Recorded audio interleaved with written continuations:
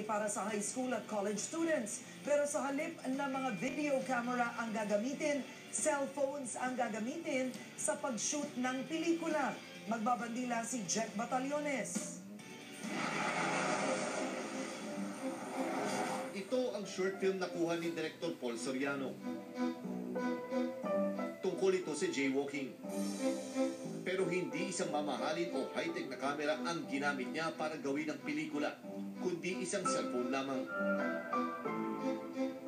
Sa paraang ito, hinihikayat niya ang mga high school at college students na gamitin ang kanilang talento sa kauna-unahang Cinephone Film Festival ng MMDA.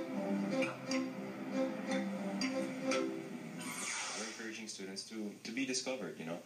This is your opportunity to join a competition and you know, who knows, you could be, and they are anyway, the future filmmakers and storytellers of the next generation. Isa sa mga sumali ang high school student na si Angelica. Ang tema ng kanyang istorya, ang paggalang sa mga traffic enforcer. Nagsusulat na po talaga ako. Tapos gusto ko po matry din yung other activities po such as, yun po, video. Sumali rin ang second-year college student na si Jamie. Ang tema naman ng kanyang kwento, ang pagsakay sa tamang sakayan.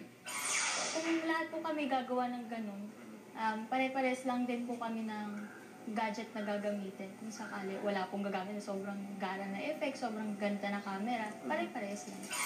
Ang tema ng short films ay paggalang ng mga motorista at pedestrian sa kalsada.